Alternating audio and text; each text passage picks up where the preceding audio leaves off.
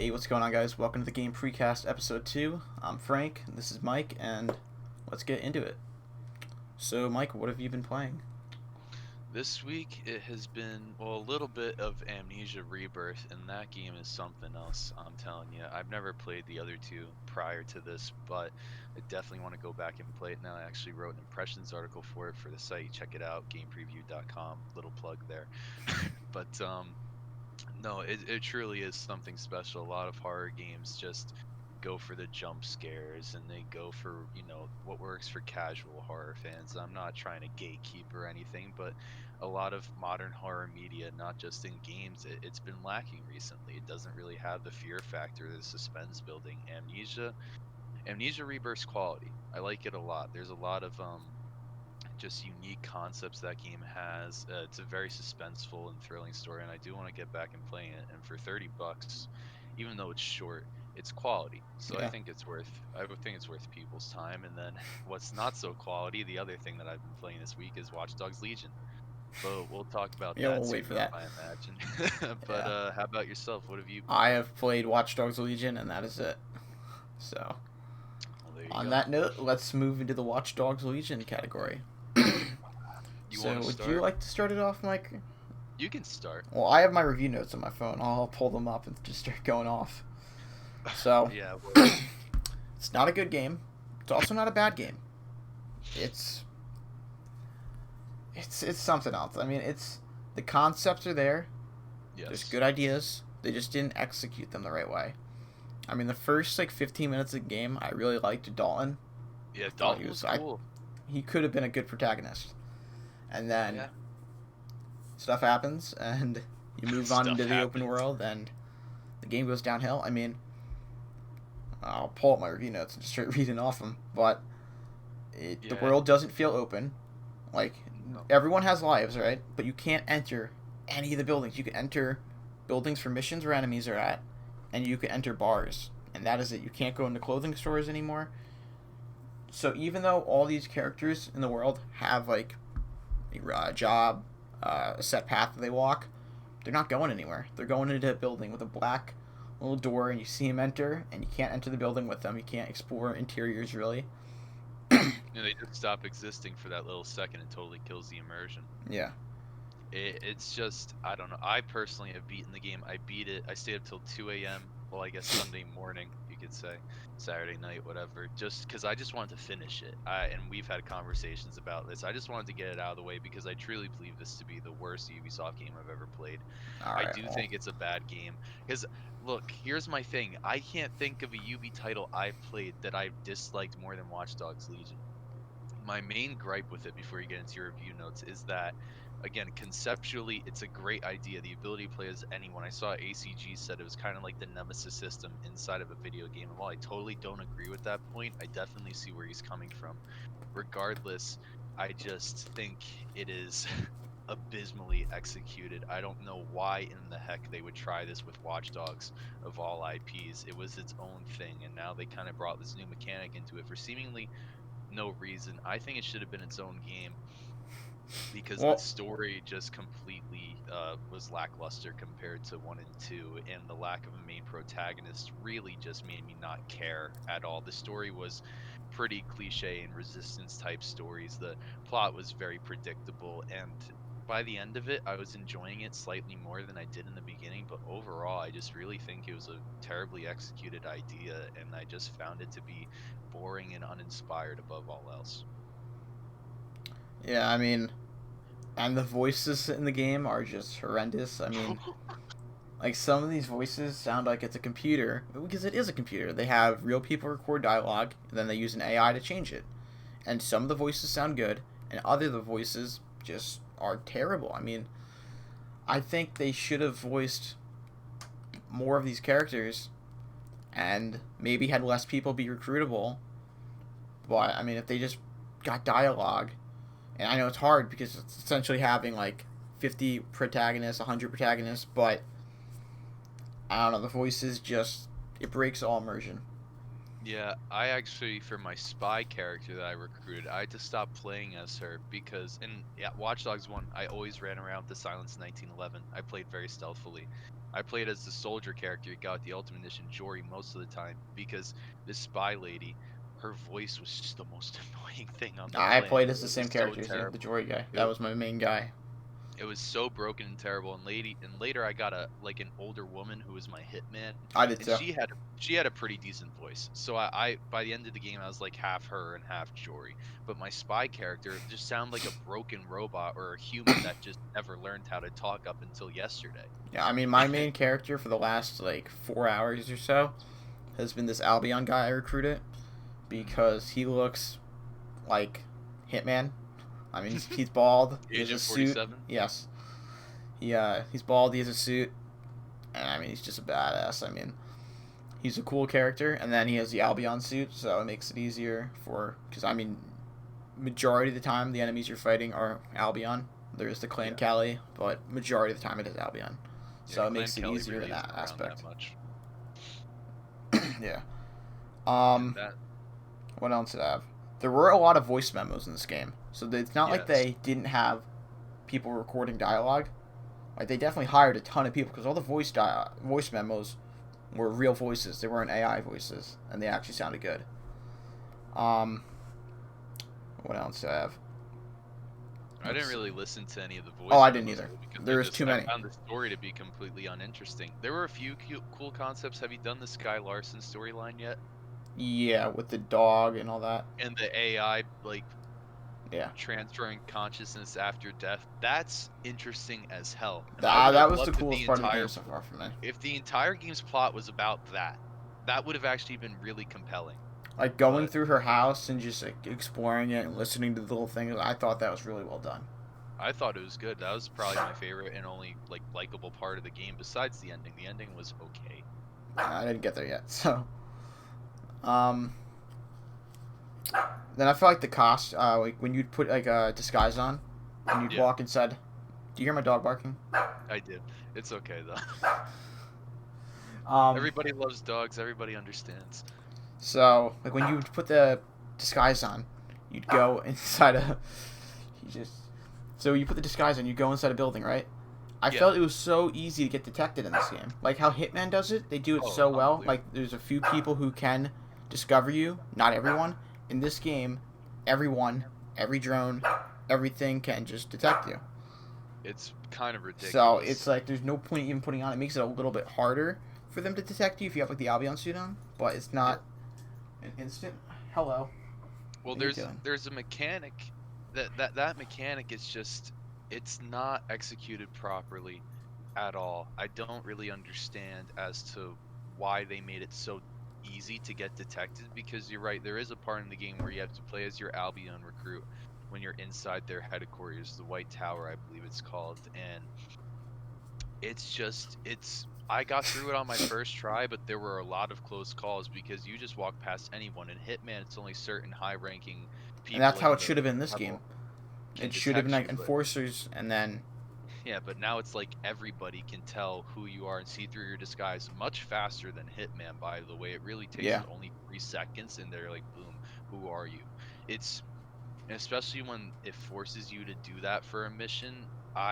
I never even attempted it after that part because it was just not beneficial to the player. I mean, you could get through it a lot faster just gunning everyone down and running through like a madman than just trying to casually walk past people and distract them with their phone by sending them a text. I agree. I mean, Yeah. I Um, just thought it was I felt ridiculous. like too many of the characters were very hippie-like, similar to Watch Dogs 2. Um, it's not a major complaint, but it's just a large majority of them are just straight up hippies. Red spiky hair is one of my. Well, yeah, hipsters for sure. It's just I don't know. I don't know much about European or London Yeah, I fashion, don't. especially since this takes place in the future, not like the far future, but obviously, Yeah. ways away from now, post Brexit UK I if mean, we even like some of my characters that looked like, a typical person, still had yeah, like 16 piercings on their ears combined. Like, yeah. um, I don't I thought the futuristic version of London was really good. I enjoyed it a lot. The setting, um, it was it really looked nice. accurate, like with how AI is taking over jobs, because I think that's something that is gonna happen Oh, everywhere. automation's coming.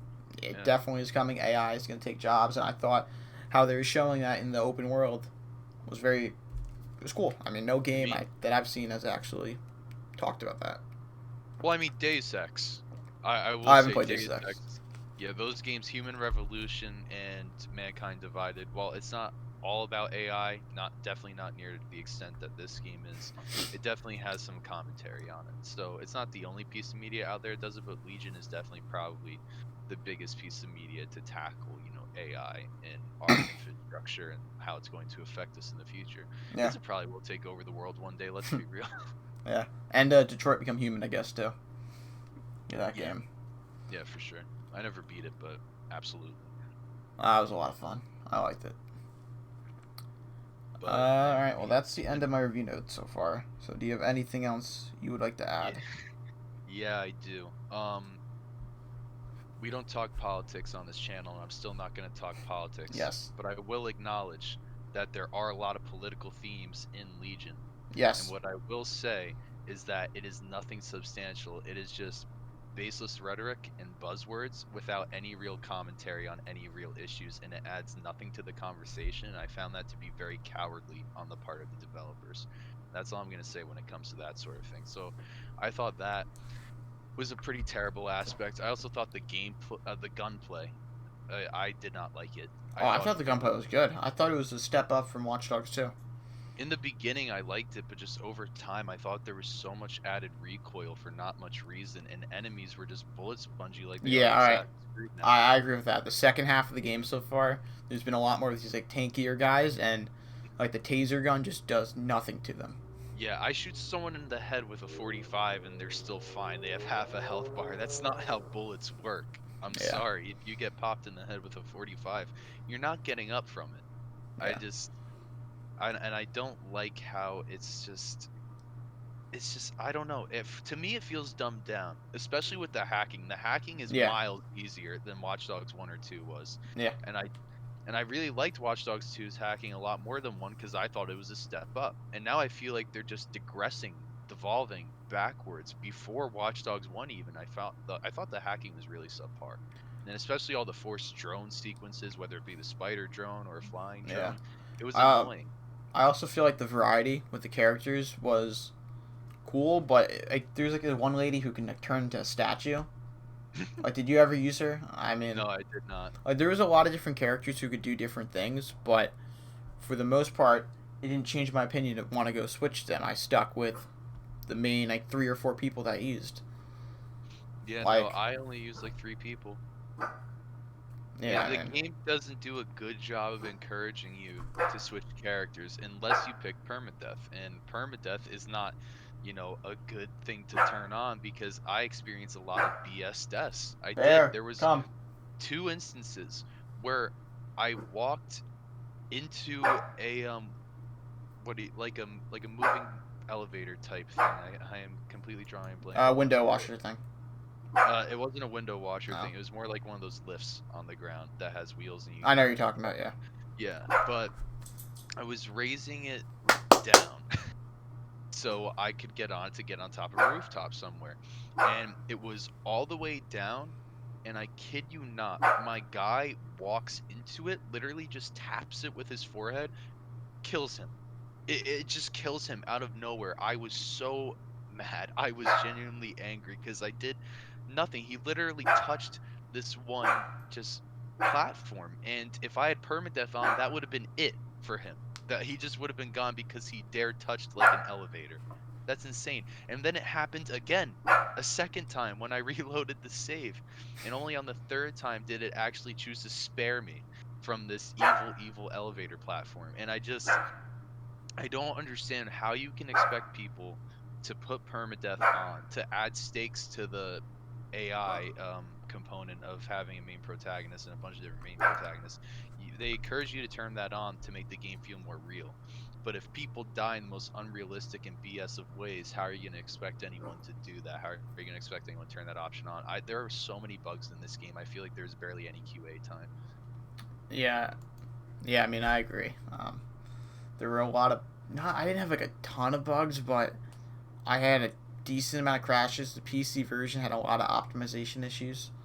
Um, So I feel like they definitely could have helped with another delay, but then again, they just want to get this game out. I feel like. They wanted to release this in March. Isn't that insane? Yeah, I don't. It would have been the most broken game ever made. I mean, I you're right. just I don't understand where Ubisoft gets off. I'm sorry, but seriously, where do they get off putting out broken garbage like this? I'm really nervous for AC Valhalla because they don't put any passion or love into their games. Legion is a passionless project. I'm sorry, it is so basic, it is so generic in everything that it tries to do besides the AI protagonist mechanic, but when it comes to narrative and just the themes, besides again the AI taking over the human race, which is pretty much already bound to happen. Um, it doesn't say anything interesting. It doesn't really do anything interesting. It's just incredibly basic. And maybe now that they got that head honcho out for sexual harassment or whatever, you know who I'm Yeah. talking about. The guy who made the Yes. decisions for Yeah, I all know. the major releases. Now that maybe he's gone, we'll start to see some originality. But I I hope don't, so. I mean, because this is terrible. I was telling you before we started the show, if Valhalla is bad, I'm not getting any other Ubisoft game ever again besides Far Cry 6 because I already have that pre-order and I'm a diehard Far Cry fan. But if that game's bad, I will never buy another Ubisoft title again. I was gonna get the Prince of Persia: Sands of Time remake, but that looks worse than the original. it It's it just looks bad. Ubisoft doesn't put any effort into their craft anymore. They're just soulless. It's just for profit. Hell, even look, I think they're more pro-consumer in a way than Activision and EA, but EA and Activision put more effort into their games than Ubisoft does at this point. They're just broken, basic. I don't want to curse on here, but they're half-assed. They are Yeah. incredibly half-assed, and I just don't think they care about their players. I don't think they care about their customers. They don't listen to their fans really. It's just the same game over and over and over again, and I'm tired of it. The entire time I was playing Legion, I was just so mad because I'm like, I've played through all this before.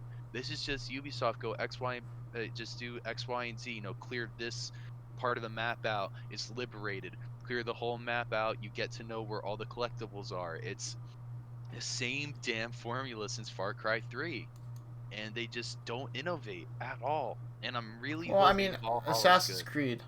I feel like they have been good. Origins and Valhalla, not Valhalla. Origins and Odyssey have I both been liked really Origins good, and Odyssey. and Well, they've that was changed. because. Well, no, I'm sorry. Go ahead. They changed the formula with that, so they did. Innovation worked for them finally. I mean, it shows that if they actually put effort in, people will buy their games. And my dog is still barking, so I'm sorry. No, it's all right. That's just one franchise out of how many that they have. You know what I mean? And Origins would have never existed without The Witcher 3. The director of that game said that we took heavy inspiration from The Witcher 3. The side quests in particular were directly inspired by The Witcher 3 side quests. And they're lucky that bona fide masterpiece came out because they would still be doing the same thing over and over again. But now you've turned Assassin's Creed into a full blown open world RPG with barely any stealth, which was the main component of the game. There's still, like, I like Origins and I really like Odyssey more than Origins, but I don't view them as Assassin's Creed games. I kind of view them as just historical fiction RPGs, and I'm a history buff. I love history. Most of my college classes are made up of history, so I play them for those reasons. But now Valhalla looks to be increasingly historically inaccurate. And I'm very nervous because they literally have it now in the accessibility options to have assassinations be a one shot. But it should have been a one shot the whole time. Yeah. Like, how are you going to tell me I can get right up close to someone and stick a hidden blade in their neck and they're fine to swing an axe at me right after? How does that work? And the fact that it's an accessibility option is ridiculous. It's just how the game should be. I just don't understand what they're trying to do with Assassin's Creed, and I think they're very confused with all their IPs. Far Cry seems to be going back to like what made Far Cry 3 work. That's why I have faith in that game. From the screenshots I've seen, it's very Far Cry 2, Far Cry 3-esque. Valhalla, it's the same team as Origins, so I do have faith in it because they really flipped Assassin's Creed on its head after almost, a decade of no innovation whatsoever. It's still not my favorite, Black Flag is, but I just I don't know. I have very little faith in them now because you want to know what I did notice that Legion had fully working day one? A microtransaction store. in my single player Good. game. Yeah. The multiplayer can't even launch alongside the single player. That's coming later, but they still have time to have microtransactions in their single player Yeah, I game. mean, the fact that all your clothes isn't free in a game, I mean, come on. It's ridiculous. It's single player. It's Yeah, I mean, I'm completely fine only with single player. costumes being paid in a multiplayer game, but or if it's a free to play single player game, but it's something like This this. is a $60 title. I mean, to be fair, you did earn like points pretty quickly to buy stuff, but still.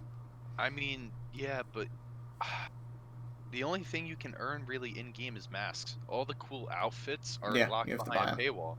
Yeah. And for a single player game, again, it's egregious. And now I know for a fact we're going to see it in Odyssey.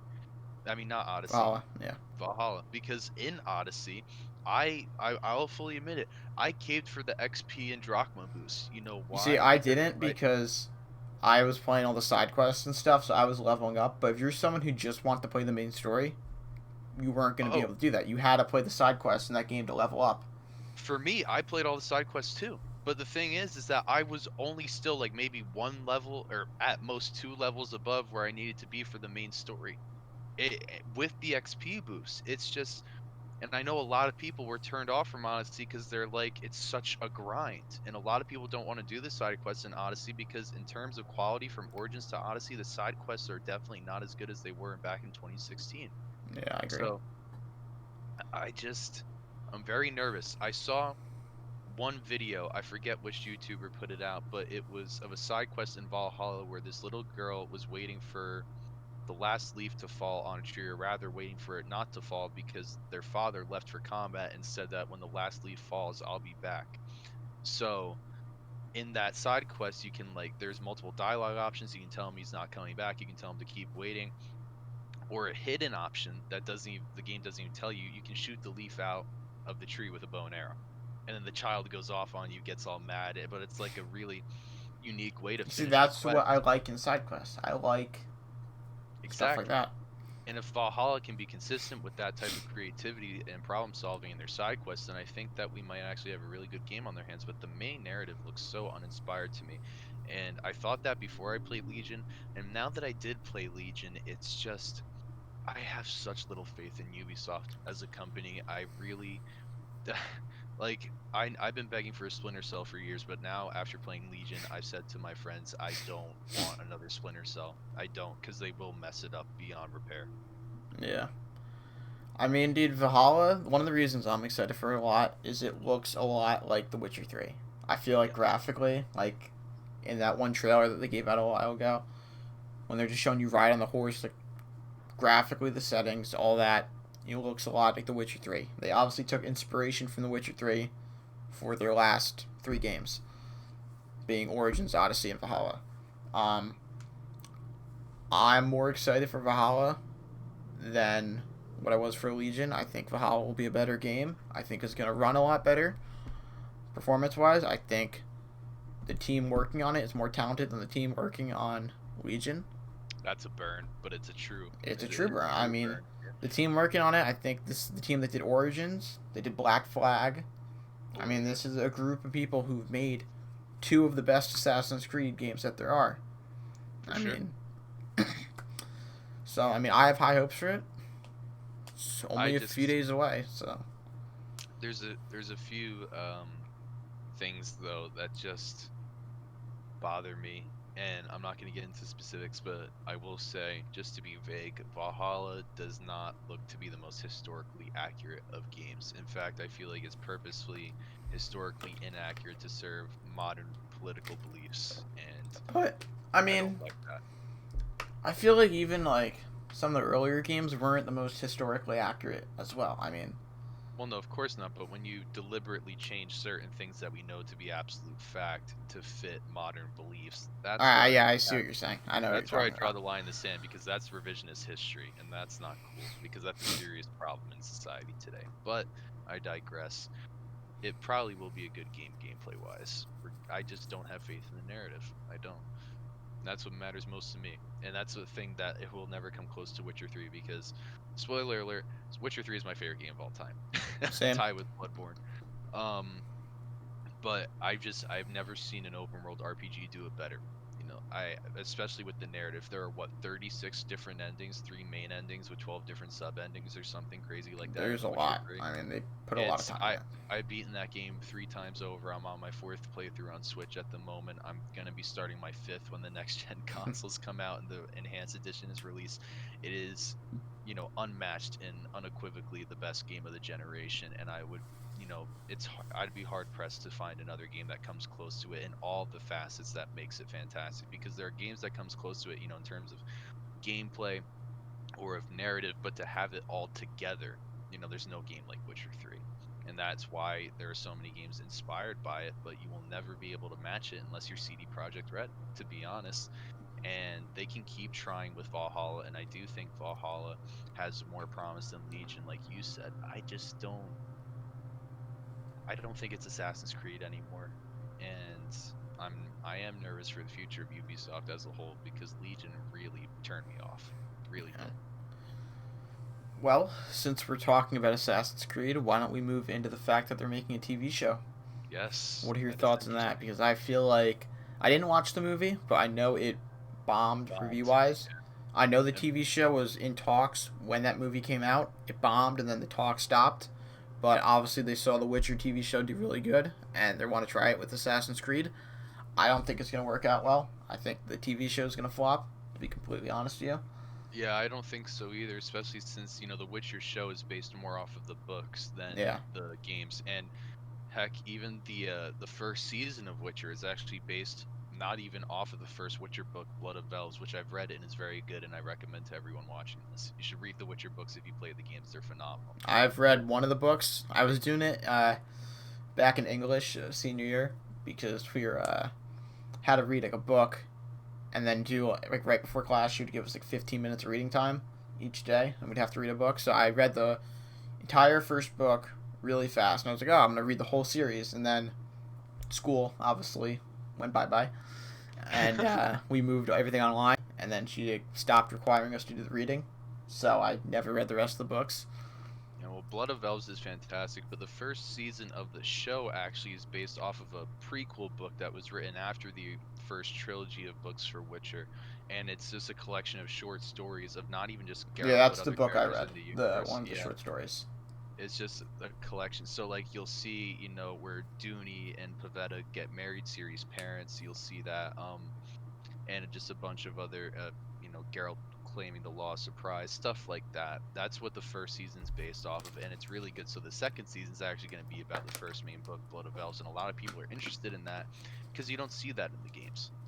Yeah. Um, but Assassin's Creed trying to have a show based off of the games, it's going to be hit or miss. There's not going to be any middle ground. You think it's going to bomb? Personally, Yeah. I don't really know.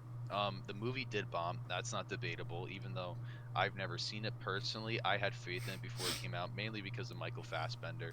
And I am part Spanish, so I like how it took place during the Inquisition and stuff like that. And I thought it was going to be pretty cool conceptually, but even then, I still didn't see it. So I guess that tells you something about Yeah. how the movie really was. Um, when it comes to the show, I mean, my family has a Netflix subscription, so I can essentially watch it for free, and I probably will the first episode. But here's the thing: is it going to be animated or is it going to be live action? That doesn't really matter necessarily to me, but I know it will for a lot of people. A I lot of feel people like it's kind gonna be live action. I feel like yeah. because I feel like they're only doing this because of the success of the Witcher show. Mm. Because all talks were off the table after the movie bombed. So the only reason they reconsidered it had to be because the Witcher show did really good. Were the original talks still with Netflix or another production company?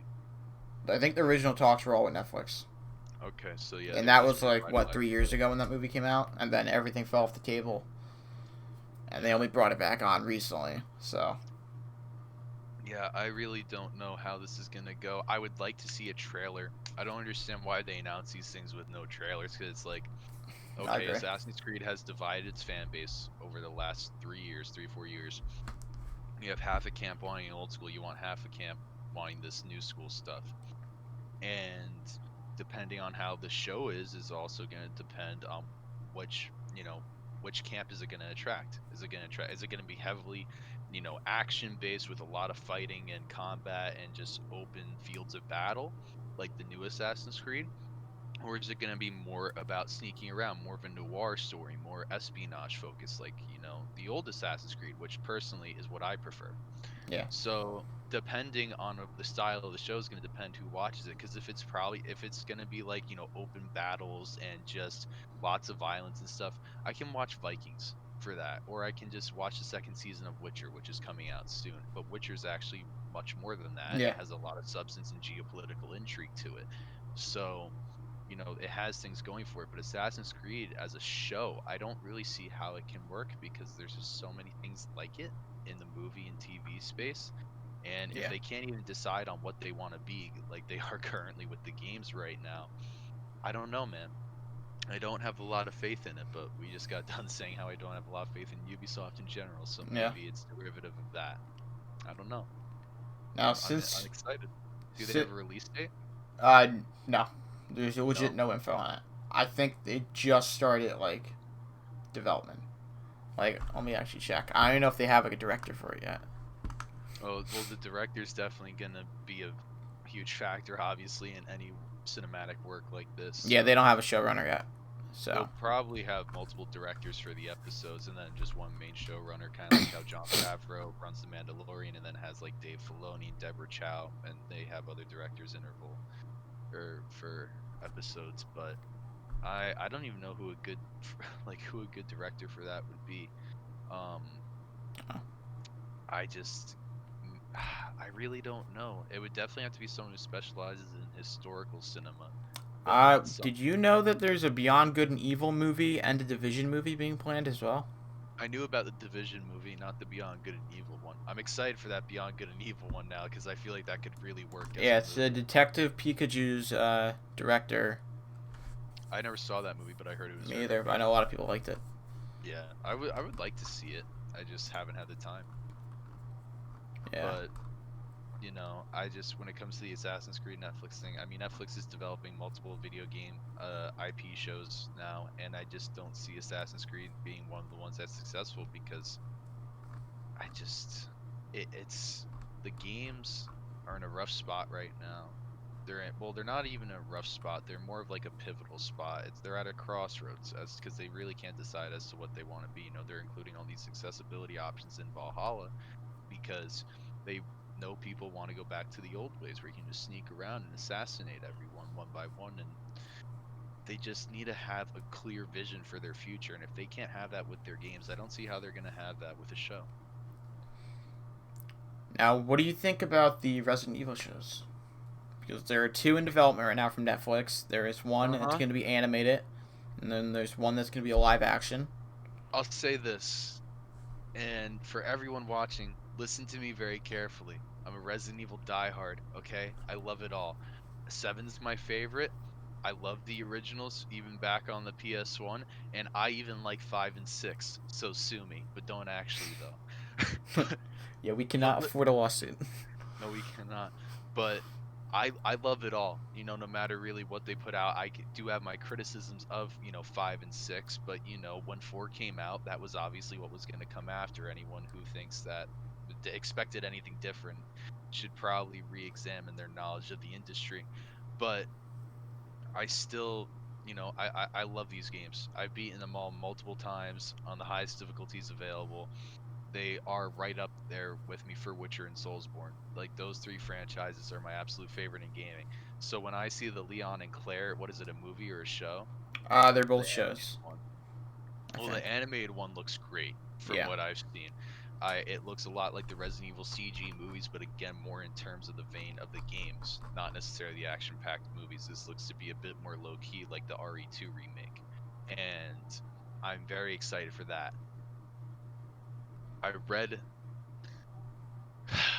I read some of the leaked script Did you? for the live action one, and And the live action one is the 14-year-old two kids, Wesker's kids, right? hmm Okay. um, so here's where I have a question for Netflix. Where do you get off? Oh no. Where do you get off with this absolute nonsense? I'm sorry, Wesker would never have kids. One. That's not who he is. Albert Wesker is an evil genius mastermind whose one goal is to just spread, well, by Resident Evil 5, Ouroboros across the entire world and just infect everyone under his parasite and literally just have control of all life on the planet. And if he can't have that, he'll destroy it. That's who Albert Wesker is. He doesn't have time for kids. It's like when they said Rey was Palpatine's granddaughter in Rise of Skywalker. The stuff just makes no sense. They're just forcing it. And now it's going to be about these two kids in the new Raccoon City because of this, like 20 years after the outbreak or something. Now it's kind of like an experiment because the world has ended and there's certain communities, and this new Raccoon City is kind of like a guinea pig place for survivors for the new Umbrella Corporation. And first of all, why would anyone be stupid enough to sign up for something like that after what they pulled in Raccoon City in 1998? Like Yeah. it makes no sense. It's just, again, forcing pre-existing characters into molds they don't fit for the sake of profit. And I don't like what they're doing. I don't like what they're doing at all. I think it's just purely for money. I think it's going to be another Watchmen type situation where they just take the source material and flush it down the toilet and they just do their own thing, and it's going to be terrible. The live action Resident Evil show is going to be absolutely terrible. I'll say it here now Well, I mean, didn't all because the movies suck for Resident Evil? the movies, here's the thing about the movies. They're a very strange case. They're completely different from the games in every single way. Completely action heavy. No real characters from the games ever come up. I think Chris might be in like one of them, but it's not our Chris. It's not the Chris we know today. Yeah. It's this Chris in name only. And it they actually have turned profitable every single time. But Oh, here's the thing is that's that they are for a certain, they're popcorn movies. You yeah. just go there to relax, turn your brain off, and just watch stuff explode. That's all the Resident Evil movies are, and that's why they explode. This new show is completely different from that and the games, and I'm sorry, no one who plays Resident Evil is probably gonna give a rat's ass. I mean, like, I know I don't. We got Village coming out next year, and that is going to keep me occupied for a very long time. And I still have all the other RE games to replay over and over again because the replayability factor is insane. Yeah. I mean, And I'm new to the series. I've only played 2 remake, 3 remake, and Resident Evil 7. So I mean, I'm excited for Resident Evil 8. yeah, well, those are some of the best, Yeah, I honestly. know. I mean, as a new Resident Evil fan, I don't know what to expect from these shows. I mean, the animated one looks really good. Oh yeah, it does. The live action one, I mean, I'm still gonna watch it, or at least I'm watch the not. first episode. I Um, I I can't give that stuff the time of day. I can't. I don't have high hopes for the live action one, but Not. I don't have high hopes for the live action movie either. yeah, I mean, I saw the casting for that, and there's a few that look like their characters, and there's a certain few I'm just like, that's not. yeah, I agree. I That's mean, the half of person them are playing. good casting, other ones are questionable. Like At the Leon least. casting is very questionable. I'm Yeah, I curious didn't want to how. say anything in specific, but yeah, the Leon casting in particular, it's like, come on, like what's that about? But I don't. The main thing to take away here is that Capcom has no involvement with any of these shows, besides maybe the animated ones. The live action ones certainly not. They are. There's no way they're involved in that because it's taking their lore and not even Yeah, I mean, they're acknowledging it. completely changing the lore. They're completely. There's no respect for the source material at all. No They're pretty respect. much different versions of the characters. So I mean, And there's not even like anyone major. They said in the end of the first episode or something, there's gonna be like a big cameo or whatever from a yeah, you character. see, I hate when And that's just to make people watch. Like, who it's fan cares? service. Yeah. I And there's mean, no substance behind it. Who spoiler for cares? the Mandalorian. Did you watch? Did you Of watch the course. Mandalorian new episode? Of course, dude. I love Star All right. Wars above all So, else. It's my religion. Of no course. spoilers here, but at the end of the episode, pretty big character comes back, and they reveal Yes. him. Now, could you imagine the Mandalorian in like the trailers? They're like starting to tease that. No, they didn't tease it or anything. It just kind of came out of They nowhere. didn't show I mean, we anything. knew it from the castings, but I didn't. I stayed away from all oh, that stuff because I didn't want to know it. But I had my suspicions ever since I was a child. And now they're paid off because I know I was right. Regardless, that was a very good reveal because it makes sense, over the course of the episode. yeah, The hints are dropped and you think it's not going to pay off, but it does. and they were successful in that because yeah, like you said in the trailers, they didn't show really any footage of season 2 at all. It was I a know. lot of season 1 footage with season 2 dialogue, and that was a great choice because we know what it's gonna be, but I don't want to know anything about the plot. Yeah. Now you have this Resident Evil show where the script freaking leaks ahead of time, and it's like I don't want to see this garbage Yeah. at all. It's like The Last of Us Part 2 all over again. And I stayed away from those leaks, and that screwed me. I don't know So I'm how you not stayed making the away from same those leaks. I just kept my head under the ground, but it ain't happening ever again because I'm not gonna get played for a fool by anyone. Not definitely not Naughty Dog, and it's not gonna be these a-holes at Netflix either. I don't trust them to do Resident Evil justice. Again, the CG one, it looks good. I'm definitely gonna watch that because I love Leon and Claire, but this new show is not Resident Evil. It's simply using the name for the money, and that's all it is, and it's nothing more than that. Yeah. So how about Halo Infinite? Their director has stepped back. Oh my god, He's bad still at the news company. after bad He's still news working after for bad Microsoft. news. It seems like he wasn't fired. They just said they want to go because they had the two veterans that just came in, and one of them is working on the single player, and one of them's taking over the multiplayer. So I mean, Chris Lee wasn't needed there anymore. He poorly handled everything. Now you got two of the original guys working on it. Pierre Hintze on multiplayer, and then Joe Staten on single player. And I mean, hopefully, between the two Well, of I'm glad them, he's back. I mean, Microsoft obviously wants to get it out in 2021. I would imagine a fall 2020 release is what they're aiming for. So hopefully, in the year that they have, they could really make this game a lot better. But I don't know if, dude, I don't know if they could do it in 2021. Like, I think the game needs a lot of work because I think they're going to completely overhaul the complete art style and everything of the graphics. I think this game's going to look completely different than what we saw. And I don't know if they could do that in a year. I have a controversial opinion. What's your controversial opinion? And I'm going to preface this by saying I am a massive Halo fan. I've beaten almost all of them on Legendary with my buddy in co-op. These are games I've been playing for a very long time. When I got my 360 for Christmas as a kid, the first game I got with it, the first M-rated game I ever owned, was Halo Reach. I love these games, and in particular, Reach is my favorite FPS of all time, tied with COD 4. And I'm saying all this to show how much I love Halo, and I say this with a heavy heart, that they should cancel Halo Infinite. I think Really? they should drop it. I think they should scrap it, and I think they should start over. This has been one of the most turbulent development cycles I've ever seen for such a huge title like this. And I don't see it with any other Microsoft studio. Forza's on their stuff, Gears is, grinding away at what they need to do. Halo's the one that has been consistently dropping the ball ever since Halo 4. Because, look, I don't think Halo 4 is a bad game, but I think it was a mediocre game. And I think Halo 5 was indeed a very bad game. And with Infinite, from what I've seen, from the gameplay we've all seen, come on, it looked abysmal. It did, in terms of performance-wise, at least. Gameplay, that's up to the person, the individual, but you can't deny the performance was terrible. Yeah. Well, here's the thing about 343. Every game that they've worked on by themselves has been terrible. The games that they've worked on with other people, like for Halo Wars 2, I know some people like that, some people didn't, but they worked on that game with Creative Assembly. And some of the older games, they obviously worked on with different studios, and they were just a support studio. They're good as a support studio, but once they're by themselves working on it, the games come out like shit.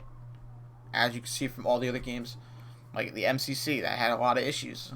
4 years of glitches. Exactly. It shouldn't. And finally rolling out on PC. I mean, there's just way too many. I don't even know if they're working on the PC version.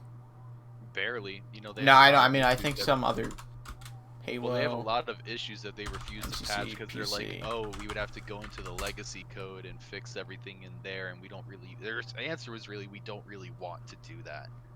Yeah. It's just like. I mean, they've worked with Saber in the past. They obviously worked with Bungie in the past. They've worked with a lot of different people in the past, and whenever they're by themselves, the games come out bad. So I think it's time to just. I'm not saying cancel it, but I'm saying obviously there was rumors about Bungie. Maybe they acquire Bungie, maybe they don't. But if they don't acquire Bungie, look at Bethesda. Look how many studios they have working on first-person shooters that do good. Like Id ID. Software. Could you? Id Software should do it. Could you imagine? Or even I could. Machine Games. Even Machine Games would do. Because I both think of them make good first-person shooters. I mean, Machine Games is obviously a different kind of first-person shooter. Actual guns, where Doom is more different and would work better with like monsters and stuff, and yeah, would but here's the probably thing. The Doom is an arena shooter. That's what Halo is too. At yeah least that's what it was before 343 changed everything and made it into sci-fi Call of Duty. You still have Doom 2016. I don't like that game personally, but what I will say is that I played the multiplayer a lot, way more than the single player, because the multiplayer was still that arena shooter, fast-paced, completely skill-based game. And that's what Halo was, and that's why it's so important to not have things like sprint, to not have things that completely change the game up. And id Software after over 20 years still gets it. 343 never has, and or never even attempted to. Rather, they just were like, okay, we have this. It's like with Disney with Star Wars. We have this IP. It's monumental. It has been widely and massively successful. Let's put our own spin on it because we know better than the original creators. That's not yeah. how it works. You don't know I better. agree. The reason it succeeded was because of the original creators' vision, and you don't have that passion. This was just handed to you because it makes a lot of money. So your goal was just to make a lot of money with the next installment, not deliver something that the fans love. And 343, I've said it time and time again, and I will never stop until they're relinquished of their rights to Halo. They don't get it. They don't understand Halo. They have never understood Halo, and people will defend them, and I understand. You want to defend Halo because of the nostalgia, because of the childhood memories, but I'm telling you guys, this is not Halo anymore. This Yeah. is sci-fi Call of Duty. This isn't what we grew up with. This isn't what we love. This isn't Halo Well, anymore. here's the thing. And I don't want anyone to lose their jobs. This is Yeah, something I need to. I don't want anyone to but they lose their should just be a jobs. support studio. They should be made I as a don't. support studio. They shouldn't be the Yeah, lead. I Id Software, for example, we know they have at least two teams because a decent amount of people. I know Rage 2 was made with Avalanche Studios, but id yeah. Software had a decent amount of people working on that game. That's why So the shooting was so good. maybe you No have one id complained about Software. it. They hire a decent amount of other people. They obviously still work on Doom, but maybe Of instead of a course. 3-year cycle on Doom, it's a 4-year cycle now, and you put more people on the second team, and you have them become the main studio for Halo, and then you use 343 as a support studio to help them. Use the id engine, because that engine is incredible. The Oh fact yeah. that on PC, you could play that at like 4K, over 120 FPS, and it's like, Runs flawlessly. it does, and it looks good too. It looks a lot better than what. Doom 2016 looks a lot better than what we Than saw. Halo Infinite. It does. It Exactly. looks graphically superior. I don't even like 2016, and I do want to, before I get slaughtered by the Doom fans out there, I love to rip and tear an Eternal. Eternal's a completely different story. I think Eternal is damn near a masterpiece, if not a masterpiece. It's probably my second favorite Doom game besides the original. So I love the direction they're taking. So a 4-year development cycle, like you said, would be incredible because look how much of an improvement and innovation there was from Doom 2016 to Eternal. New weapons, new mechanics, way better story than 2016 had. I still haven't beaten it. I really want to, but Eternal is a massive step up. So with another year of development time, think of how much of an improvement we'll see from Eternal to whatever the next Doom game will be. Um, I just I really feel like that would be good for Halo to have it work on it because one, you have people that love the job that they do. I keep seeing stories every week of some turbulence going on in 343, some just conflict within there. I don't feel like it's a healthy work environment. Now, I'm not there. I could be wrong, but from I what agree I though. see, I mean, it looks, very turbulent and unstable. And I feel like the employees don't have good job security. And I also heard that most of the people working on Halo Infinite were contractors. And that's terrible because yeah. Halo's too important of a franchise to not have people who care about it on the development team. Id has shown time and time again that they love what they work on. And I feel like if Phil Spencer or somebody high up came to them and pitched, like, hey guys, we know Doom's your thing, but how would you feel about sci-fi? How would you feel about branching off? Still work on Doom, still do everything that you guys love. If we wanted you to do Halo, could you do it? I guarantee you the answer could be yes, because immediately my mind starts going around with possibilities of the Flood and how that could really, translate from Can the you name of imagine a Doom, flood Halo horror game? Flood. That would be How good incredible. that would be? And it would be the right people to do it, man. Or if they were to do something more apocalyptic. Because I always thought, what if we had a prequel to Reach about Harvest? Because that was the colony planet that the Covenant first attacked, and that's how the war with the UNSC started. What if they did just like an apocalyptic FPS of like a Spartan or a Marine even trying to survive on Harvest in the vein of Doom Eternal or something? Not as fast paced, not as like, rip and tear, but with that apocalyptic, theme. I feel like they could be really good at something like that, You and I see, think like, I they don't would excel understand why with Halo. Microsoft isn't wanting more spin-offs for Gears and Halo. Like, Gears Tactics sold really well. I don't know how Halo Wars did, but I feel like they should make more games because we know Halo Infinite, at least the plan was that they were going to support that game for the entire generation. For 10 years. They were going to support it for 10 years with Ridiculous. like other single-player expansions, quote unquote, however you want to say it. Pretty much making the game as a service, and I think spin-offs, even for Gears of War. I mean, we know that there's one more Gears of War game coming, and that's going to end that like second trilogy that they did. It's gonna end the saga, yeah. And I feel like after that, they should just let those characters be, and then just do spin-offs. So, I mean, like, I'm could you very imagine a excited. first-person Gears game made by Machine Games? Like, id should be working on Halo Yeah, I spin-offs. can. I Machine can Games imagine can be that. working on Gears of War spin-off. Like, I don't know. I don't know. I feel like, yeah, because a spin-off would be a great trial run for these studios. Like, hey, we want you to do a spin-off. If it sells well, maybe we see about Because that's bringing yeah, in a that's new the problem developer. with Machine Games. I mean, the Wolfenstein games haven't sold great. I mean, because Well, New Order did fairly well, right? I I think it love did better than they wanted it to, but it didn't do like any crazy numbers. And then obviously because, Youngblood was a mess, but well, Youngblood's a special case. New Order, Old Blood, and New Colossus I view as a fantastic trilogy. I really do. I love all three of those games with all my heart, and I really don't understand the hate behind New Colossus. I thought, because there's a lot of people that disliked that game, I thought in terms of gameplay at least, it improved on New Order every single way. Yeah, it did. And Wolfenstein 2 did not sell good at all. that's that's tragic because they really tried a lot of different things with it too, And I and enjoyed I 2 a liked it. lot. I thought the story was great. I really did. Um, But Youngblood, oh my god, I never even finished it. I killed like the first I haven't like played it. over command. I got like a third through it, I mean, it's on and Game Pass, so I want to play it eventually. I've had it installed for a while now. I've just haven't I touched have the it. physical copy of it, and I kind of want to burn it.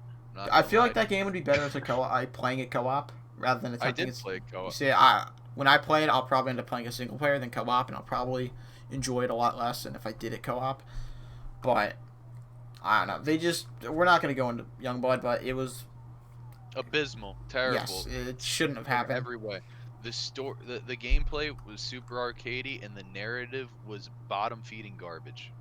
So, and the main protagonists were some of the most annoying.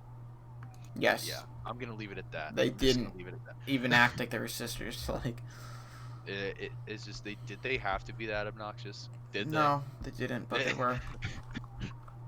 Oh man, I And then just even like Doom, like I know Doom sold pretty well, but I oh think it Doom sold. sells like hotcakes, especially I, Eternal. Eternal was very successful. yeah, Eternal was 3 times. I think it was like 3 times what 2016 did for I'm launch. not surprised. It's a much better game. It's definitely over three times as better than the 2016 Yeah, Doom. it sold 3 million digital copies at launch, and 2016 sold under a million at launch. Yeah, I mean, I have the collector's edition for Eternal. They did a really good job with that too, with the helmet and the sixth steel book and the lore book they give with you. They really put a lot of passion into their games, and you can tell. But And I something that just didn't bring sell that well was Rage 2. Rage 2. Well, Rage 2 is not a good game. Yeah. I beat Rage So 2. I mean, I, there's no I reason for id to be like, oh, let's make a Rage 3. So id needs to get put on something, unless they're just gonna really focus on Doom, which I don't think they should. Because if they start pumping out Doom games every 2 years, it's gonna lose its yeah, magic, and it's there's not gonna be as good. I don't know. I really feel like if they bring the passion they brought to Doom to Halo, it would be a masterpiece again. And because we haven't had a good Halo game since Reach, and well, Combat Evolved Anniversary and Master Chief Collection are good now, but they don't count because that, the original framework for all those games was there. You just had to make them look nice, and that Yeah. even for them was hard to do, apparently. So I do feel like 343 should be relegated to a Like, support even if studio. I like think they've an had their ODST kind of chances. spin-off would be really cool. Yeah, and look, Like I another believe game in like second that. chances, but this is like their fourth chance. It's done. I really feel like they should cut their losses with Infinite or release what they have and take the heat, one of the two. I think it should just be a cancellation and then they should start over. I can wait for more Halo. I can't because I still have the Bungie originals that are fantastic and I replay at least once a year. I just I really feel like that they need to seriously reevaluate their priorities with Halo. And I don't think that they're treating it with the respect the IP deserves. I really don't. You remember like just the Halo 3 launch in 2007, how everyone went crazy and how it was literally just Halo mania. It was Yeah. absolutely insane, but it It's had all in the every right news to and be shit. that way because it was the end of the trilogy and everybody was waiting for it and it was fantastic and everyone's hopes were paid off. Um you don't have that hype anymore with Halo. You don't have that Yeah. fan love. You just alienated the people who like Halo. Now, I'm sure for younger people out there, they like the new Halo, but I'm sorry, I don't care what you like. Halo was my generation. We grew up with this stuff. We expect a certain quality of work.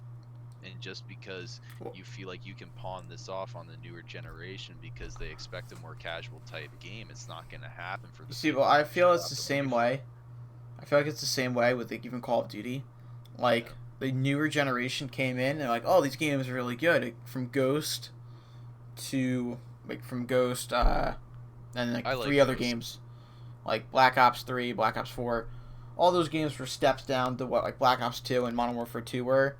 And now Modern Warfare and it looks like Cold War are both steps up to what came Eh, out recently, in my opinion. I mean, I grew up campaign on wise, COD. I I don't didn't think grow up on so. Halo. I just played the Halo games recently. I just played the Gears games pretty recently. I mean, COD was my game growing up on Wii, and then I went to Xbox 360 and played it there. So, I mean, I didn't enjoy the recent CODs, and I mean, Modern Warfare I enjoyed a lot more than all of them, but even that game had its issues. Well, I grew up with COD as well, and I always played COD for the campaign more so than anything. That's Yeah, my main, factor for playing Call of Duty, and that's why I really like Ghost because I thought Ghost had a solid campaign. Advanced Warfare, I did not like the gameplay at the time. I did because I was younger, but looking back on it with hindsight, I think it was a really bad turn for the series. I thought the story again was okay and very well acted at the very least, but that was because of Troy Baker mainly and the supporting cast. Regardless, it was significantly steps down. Black Ops 3 campaign was terrible because it used the one writing trope that they teach you day one in English 151. You never use, never, you never have it was all just a dream as your ending. You don't because it makes the audience feel like they wasted their entire time with a story that doesn't matter because it never happened. Black Ops 3 did that. Why? Why? In 2015, you're still using it was all a dream. That was terrible. And yeah, then Infinite Warfare, the multiplayer and zombies were god awful. But the campaign was actually really good, narrative yeah. wise. In terms of a story, you had ex Naughty Dog writers come on and they made that work. I just replayed Infinite Warfare on Veteran, really early this year. And I loved it doing all the side missions. I really thought it was an incredible story, and I love Infinite Warfare for that. But again, multiplayer zombies terrible. And then you have World War II, which is literally just a more casual rehash of Saving Private Ryan, and it's Yeah, it very was. I mean, cinematic. but I enjoyed it. I mean, Yeah, no, I replayed it on Veteran. I thought it was a good challenge, and I enjoyed it, especially characters like Sergeant Pearson and Lieutenant Turner. I really liked in World War II. But yeah. again, it was very just cinematic, very unrealistic. And then Black Ops 4 came out. No story at all. Just these operator missions, That and was it was terrible. terrible. I played like for the first week of Black Ops 4. It's multiplayer. First 2 weeks maybe with a squad of friends. We enjoyed it for what it was, but again, it was just like this is a waste of time Yeah, because there's nothing substantial here. And then Modern Warfare, great story. I I thought there were a lot of plot holes in Modern Warfare's story.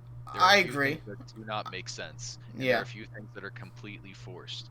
But in terms of what we had, it's still nowhere near the quality of their last campaign release, But Infinite it was a Warfare, step right? up in the right direction, and that's I why I'm think it. excited for Cold War, because they've hired a lot of good story people for it, working on like the narrative. It's gonna have choice and consequence according to them, which I'm curious to what degree and Yeah, how we'll much. see. Because even like Black Ops, I think it was 2, where you had to decide if you're gonna shoot the guy Well, or go. Black Ops 2 had multiple endings in a lot of different Yeah, I mean, variations. so a lot of the Black Ops games have always had good stories. So I am Only one and excited for two. Cold War. I'm curious to what they'll do with it, but Well, World at War, Black Ops 1, and Black Ops 2 were all bangers, to be blunt. They were just all had incredible campaigns. After that, Treyarch failed to make a single good story. When it comes to the Infinity Ward side of things, I do believe Modern Warfare, the new one, to be their worst campaign to date. But that's just because every other one was just so good. fantastic. Yeah. Yeah. Um, Comes to Cold War, I'm a little bit nervous because of the new voice actors. I really don't like how they replaced Sam Worthington and Yeah, I agree. I forget his last name, but I'm sorry, James C. Burns. He played Sergeant Woods, and Hudson has been changed every game, but Hudson in Black Ops 1 I think is still the best. I really don't like how they replaced the voice actors, and they didn't even approach James C. Burns. I watch his podcast Yeah, I sometimes heard about that. called Sarge's Corner. I think everyone should check it out and support him because he's a really down to earth and genuine dude. But yeah, he feels very, blindsided by this. He had no idea. He feels betrayed, and he has every right to. And I feel with him for that. And I feel like the story isn't gonna have the charm. Like seeing Woods voice with another guy, it's so weird. We grew up Yeah. with these games. It was always James I mean, C. same Burns. with Captain Price. I mean, Captain Price's voice felt weird. I thought it worked a little bit. I thought it worked for the game. Barry Sloan did a good job as the new Captain Price because it's a different world than the old Modern Yeah, Warfare. If this is a this was a direct sequel, reboot, which is why it's yeah, weird. this is a direct sequel to Black Ops 1, yet it's not the same characters. Like I think it might have started out as a reboot and then they just switched I it to a agree. direct sequel midway through.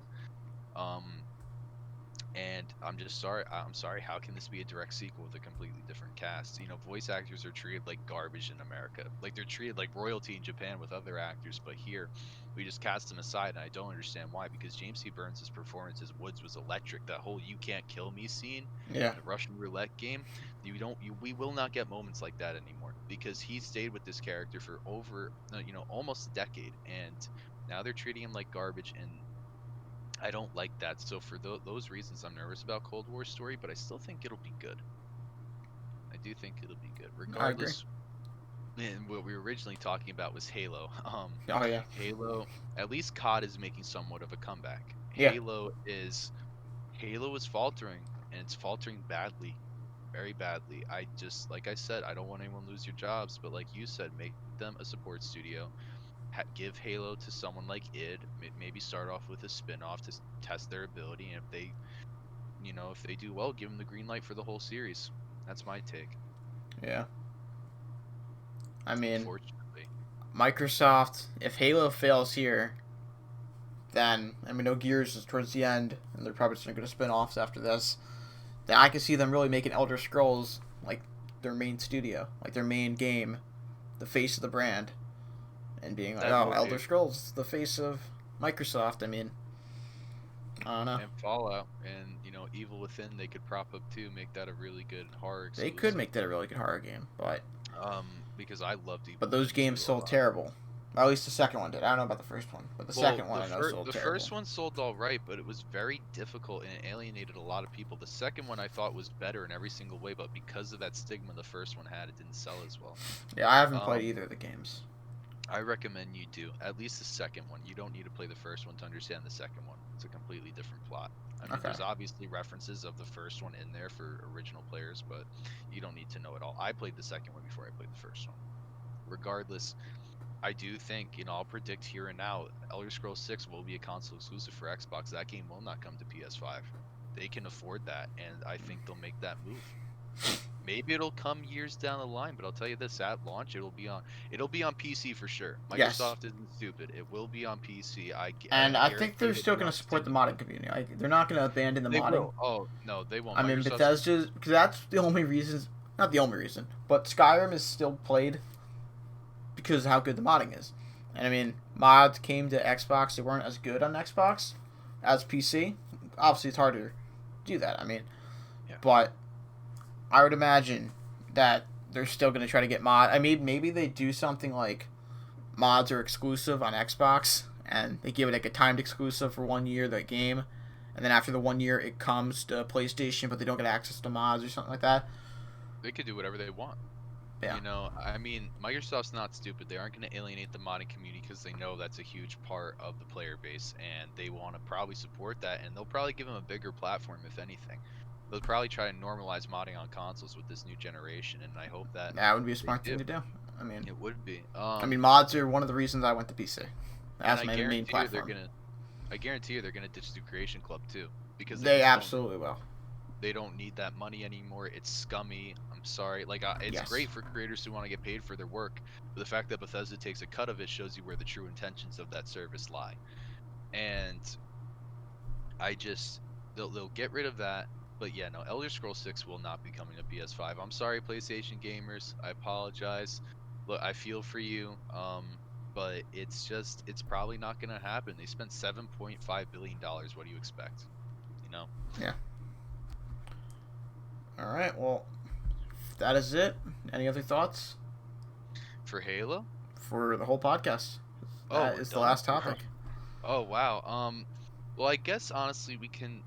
I want to circle back to Legion a little bit. Okay. Legion, I just. Oh, UBY. I don't understand why you do the things that you do. You hurt me in so many different ways, and I don't know how much longer I can take it. I really feel like this was a subpar release, and I really want to stress to people out there, do not buy this game. I mean, I'm not reviewing the game for the site. Frank over here is, and his review will be out, I imagine, sometime within the next week. Yes. But, and again, gamepreview.com if you want to go and see that. I just, what are you guys doing over there in France, huh? I mean, like, is stuff that crazy over there as it is here that you can't make a damn good game? I'm sorry, like, I don't understand how this past QA. Hold on a second. I got the damn collector's edition, all right. I had faith in you guys. That's my mistake. I'll admit it. It's my mistake for putting faith in you. But why did you do this to me? Why? I loved the first one. I know a lot of people didn't, I but mean, I I like the did. first one better than the second one. I played the second one first, and then I went back to the first one. I enjoyed both of them, but I thought the first one was a lot better. The story was a Here's lot what better. here's what I'll say. I like the story of the first game better than the story of the second game, but I like the gameplay of the second game way more than I do the gameplay of the first game. And I just said all Legion needs to be is a combination of those two elements, and you have a winner on your hands. It is that simple. Yeah. And I'm sorry, I think my camera's flashing with the light because, the sun's starting to set, and I apologize for that. Yeah, But that's fine. I just You have to put a seizure warning on this. it was such an easy win. It was such an easy win for them. Watch Dogs 3, but no, as soon as they introduced the subtitle, I was like, "Oh no. What's going to be different? What's going to be changed?" And I saw this mechanic and I knew there would be no main protagonist. I knew the narrative would suffer for it, but Jesus, how did it suffer? It was abysmal. And you'll see that when you beat the game. There's no payoff. There's no satisfaction. It's just like the only satisfaction you get is like, "Oh, thank God I'm done. I don't have to play this anymore." It's just I don't even know what I'm gonna do with the statue from the collector's edition. It's not like I want to display it anywhere. I guess it's just gonna Yeah. collect dust in my I mean, I'm closet because excited for the no. DLC. I mean, I obviously haven't beaten the game yet. I have a few more hours left. I'm in the last little bit of the game. But, I'll play the Aiden Pierce DLC. yeah, I That's mean, the it. Aiden Pierce DLC looks good, in theory, because Aiden In Pierce is theory. awesome. But then again, after seeing Legion, I don't know how much faith I really have in it. Yeah, I don't have much faith in it because I just feel like they're going to ruin his character or do something to mess it up because I don't feel like they're capable of making a game without a mistake anymore. And look, mistakes are fine. We're human. Everybody messes up. Everybody. Anyone who says they don't is a liar and an absolute schemer. But this is unacceptable at this point. We have been dealing with your BS. To be frank, Ubisoft, we've been dealing with your BS for over a decade now.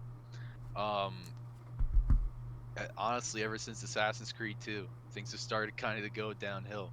Now we're at the bottom of the hill, in my opinion. When I saw that Sands of Time remake gameplay, I nearly lost my damn mind because it just, how can it look worse than Did the you see the original updated footage game? for it? There's updated footage? It I might have have leaked. not. I don't know if it was official. I remember seeing an updated thing and it looked a little bit better, but But still not it good. should be. I don't know. If you want to bring back Prince of Persia and that's like their test to say, oh, if this sells well, then we'll make it the Prince of Persia game. That's a horrible thing to do because there's no way this is gonna sell well because it looks like Nope. shit. Yeah, They should have but done an these actual are like remake excuse, to the standards like Mafia 1 remake, which was a masterpiece which and I don't know if completely that sold redeemed well. Hangar 13. Unfortunately, I don't think it sold well at all. Well, that's their own fault by making Mafia 3 a terrible game. But I do think that Hangar 13 has fully redeemed themselves with that I remake. You know? Great. It was a really good fucking It was game. beautiful, and and I believe his name is Andrew Boncherino, who they got to play the new Tommy. Oh my god. Yeah. Oh my, it's the Oscar Yeah. level performance. I mean, Honestly. it was. I think it sold well in September, and then October it really dropped off. Yeah, I mean, and that's unfortunate because it came out right at the end of September too. But you know, they really are just using it as an excuse to never touch the Prince of Persia IP again. They're like, Yeah. okay, like you said, if it sells badly, we won't do it again because people don't want it. And that's BS. Because people do want it, they just want effort, and that's something Ubisoft is really not willing to give apparently as of recently. And Now, what I am gonna say is I do think a Splinter Cell game is in development. I hope it's not. I really hope that they let it die. I mean, look, I feel like I don't know. they They've bring been him into Ghost introducing Recon. Sam Fisher into every single game as like DLC and stuff. I feel like there's no way they're doing this with that like many like little teases and then not actually giving him a full game. Or maybe they're just doing the teases because that's all they can do because they're not making a new That game. is true. I mean, It could be that as well. I see him in Ghost Recon Wildlands, which was pretty subpar for Ghost Recon, but I was like, hey, I get it. You need to take it in a new direction, see how it goes. Then Breakpoint came out. I was like, what the hell? I still think Legion is worse than Breakpoint just because I had low expectations for Breakpoint in the first place. But I just, they keep messing up these IPs, and like you spit in our faces by having Sam Fisher in these games, but you don't do anything with Sam. He's just there, and it's still you bring back Michael Ironside, which is fantastic. He has a killer voice and he always delivers a great performance, but you don't use him in his own game. And honestly, I kept saying why for years, but now I know why, because they know they're terrible developers. They know they can't do it right anymore. Yeah, Blacklist bombed, but I still liked Blacklist, to be honest with you. I thought it was okay. That And was the only I game I don't played, by the way, for Splinter Cell. Blacklist was my first and only Splinter Cell game I've played. My favorite's Chaos Theory, personally, and I think that they haven't done any better than that, but I still think they should keep trying. And they don't want to put the effort in. It's clear, it's apparent. They don't want to try anything new. They're just, okay, we don't have any faith in ourselves, so we're going to let Splinter Cell die. And honestly, I never got it, but now I do, because I played Watch Dogs Legion. I get it now. I don't think that they should make another Splinter Cell game because I don't think that they would do it justice at all. I think the team at Ubisoft is not the team that it once was, and I don't think that they have a single creative cell Hey, in their Mike, body. we Yeah, have breaking news. what's that? All right, so Is this actual breaking news? Is yes, this... breaking news. Oh, So a leaker, named Akami, something like that. He's done some leaks in the past I've seen. okay. So review kit for the PS5 leaked, and Right. they're able to find the storage size out. You ready for this? Yeah. So the PS5, according to this, at least the test kits. Now the test kits that they sent out should be the same. There's a chance, but with Astrobot or Astro's Playroom installed, which is like the free game they give you, you're gonna have, let's see, 667 gigabytes of storage. You're messing with me, right? That's what I'm reading right now. How are we in the year? We're still in the year 2020, right? Like I didn't travel back in Yeah, and time this is just a 5 years. reminder that Call of Duty is, I want to say they said it was gonna be 300 gigabytes Cold 170, War. 175 gigabytes at launch. Just Yeah, at day one. launch. Yeah, It'll be Cold War. 175. So after DLC comes after that game will probably be 300. That's a bit. If that's true, Sony ought to be ashamed of themselves. Unless they have like a solution with like cloud storage or something, and it's like, oh, have a PlayStation Plus and you get unlimited cloud storage. But Like, then you're not gonna have any of your games installed to your actual yeah, you'd drive. have to like cycle them back and forth and be like, all right, well, I want these 3 games on my SSD. Oh my God. Why are they why would they do And that? supposedly on Friday is when the reviewers can talk about it, because that's like when the embargo lifts. So I mean, if this is true, then We'll we'll find find out on out soon Friday. enough. That is just so completely, again, anti-consumer. They feel like they're in such a good position, and they are in a great position. Like, what is it, 115 million units sold or something like that? Yeah, They and I mean, they you can install an SSD into it. It's obviously not going to be as fast as the PS5 SSD unless you go and really spend Yeah, money on it. and not everyone knows how to do that without messing up the internals of their console either. Yeah, you got to go. It's not like the Xbox just going in the back, but those Xbox ones are also really expensive. Like Yeah, they're I mean, way too fucking expensive, no, dude. they're overpriced, and I'm not getting one for a long time. But I'm never getting one. I'm I just don't understand how they're only a terabyte and they're that much. They should be in larger increments. I have a 2 terabyte hard drive. Well, these are all external, but I have a 2 terabyte, a 4 terabyte, and an 8 terabyte hooked up to my One X. I play a lot of games. yeah. I co-own a gaming site with you. We play games, for people like us who are I mean, avid, dude, enthusiasts.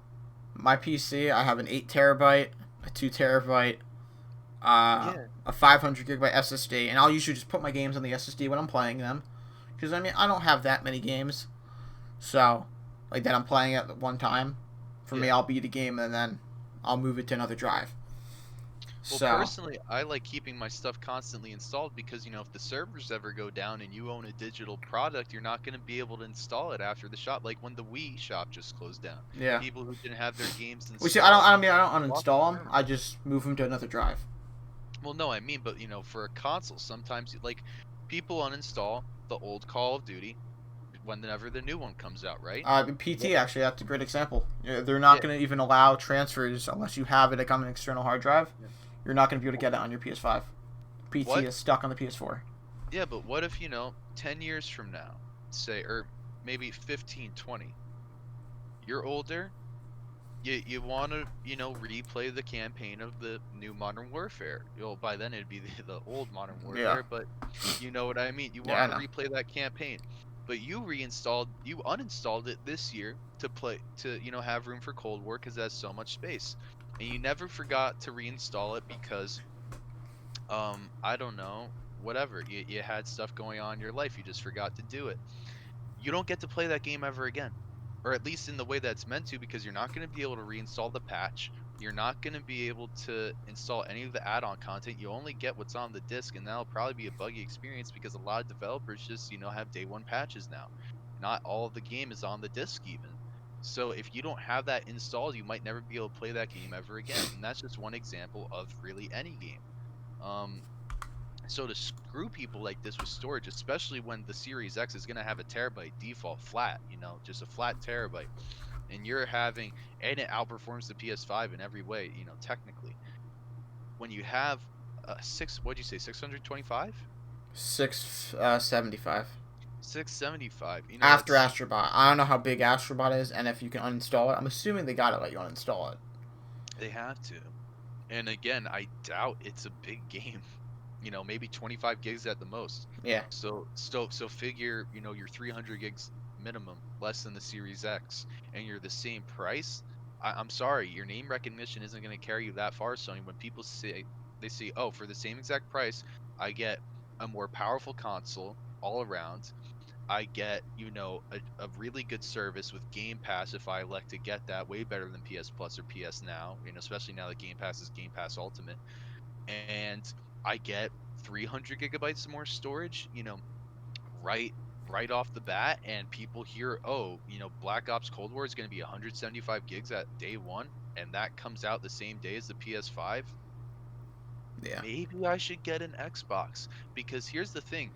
People love Sony. They have their PS4, they love the company, they love the name brand, they like Sony. But the decision for a lot of people is going to come down to value and money.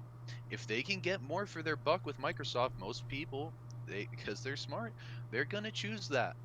Yeah, It's I mean, simple I know you're getting economics. both consoles. I'm getting both consoles, but not Hmm. everyone are hardcore gamers. A lot of people play, oh, I'm gonna go play for half an hour when I get home from work, and that's it. Yeah. So they're not gonna be, oh, I need to go get both consoles. They're gonna pick one, and that's gonna be it. Yep. Um, I mean, and not to sound like we're hating on PS5. I mean, the No, PS5 controller looks incredible. I have my I'm PS5 pre-ordered, and I same. am no lifing Demon Souls when it comes out. Yeah. Just to put it out there. The 3D audio looks cool. Oh yeah, I already have my headset for it. I am ready for the PS5, but Yeah. it's just they're overestimating their stock value here. So Yeah. I mean, we are not. We'll critique Microsoft whenever Microsoft does bad shit.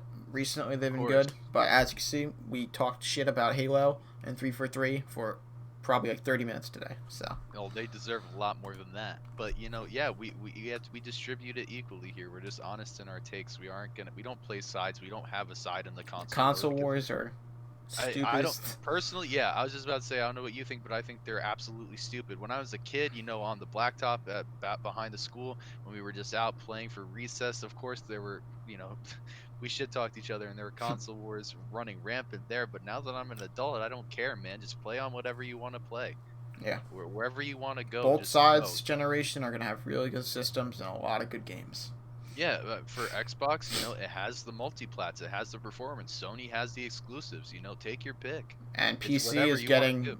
I mean, all of Xbox's games and a lot of Sony's games are moving to PC as well. And PC will always Switch, perform I the best. mean, obviously they're killing it with their first party games, and it looks like streaming could be bringing a lot of third party games over to it. Yeah, I mentioned So, last week, I think xCloud's coming to Switch, and I think we'll see that next year, yeah. especially with the release of a Switch Pro, which all signs are pointing to like March or Well, April. We're gonna get a new did you Switch. see the thing about the Switch? Control is coming to it with streaming. I did, yeah, that's very interesting. I feel like that's their test for the xCloud. I feel like if that works, and they might, partner with Microsoft, get their infrastructure on there so they don't need to spend money building their own. Yeah. Just split part of the profits. I mean, it's a very lucrative year for gaming, and not much else, to be honest with you, but gaming Yeah. has been doing pretty well. It has. Um, I mean, Xbox revenue is up 22%. Um, yeah, that's Sony is up. And everyone's up right now for gaming. Gaming has been very profitable. yeah. I mean, what else do people have to do? We're locked inside for a pandemic. This country's going to hell tonight, and what else do you want to do besides escape and look at your TV and absorb yourself in a fictional world, Yeah. and just escape from all that nonsense? I mean, gaming is bigger than the movie industry. It has been for quite a few years now. It's Yeah. bigger than the movie and TV industries combined, or something like that. It's And big. I believe it because this is the only media format that you yourself can engage in.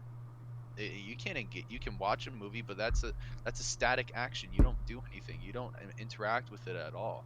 With a game, that's you Well, there was inputting that your one interactive movie that came out recently. It was like the 2 years Black Mirror ago. one. Bandersnatch or something like that. I Yeah, I remember a don't lot know. of people talking about it. That's only like one. But here's Yeah, the I thing mean, with video games, we get that all the time. We don't have to exactly. Every wait month years in there's something between new. to get something like that. I mean, that's just the constant for us. That's why this industry booms like no other. That's why we have just so much money flowing in and out throughout this industry. That's why this economy, this gaming economy, is booming. Because, while everything else is kind of like winding down and going to hell, we're our media format is still thriving and still succeeding, and I don't think that's going to change. I think it's only going to increase, and I do feel like 20 years by now, I mean, movie theaters are already on the way out. You know Yeah. what I mean? Yeah. Gaming's going to become the mainstream for everything, and this is just 2021, whatever it may be, politics wise or whatever, it's gaming is still going to be on the rise.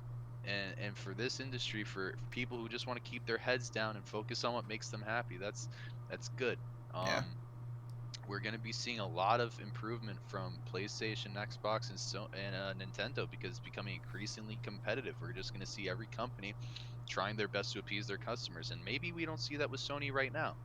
But once Xbox starts gaining a lot more traction, which I believe they will in 2021, I believe that's going to be, the start of their incline and their increase, and I think they're going to just start to rise like a shooting star. I really believe that, and I think Sony's going to wake up to that fact and notice, hey, we can't stay too comfortable here. We got to do something, and then that's just going to increase competition because they're going to go back and forth trying their best to appease the consumer, which is exactly what we as players want. Yeah, And we're in for a hell of a show, man. We are in for a hell of a show because we are. everyone's trying except Ubisoft apparently. I had to get it in there. I'm Just had sorry. to take one more hit on them. I do. Now, I do.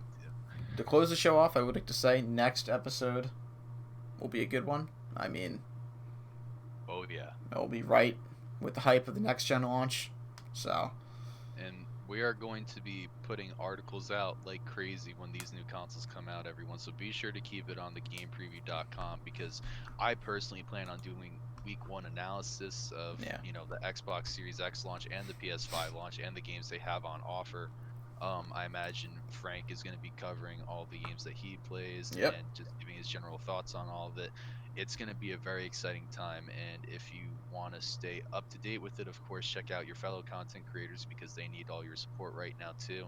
But be sure to keep it here at our YouTube channel and at our website for constant updates on the industry and what's going on. All right. Well, thank you guys for watching. We'll see you in the next one.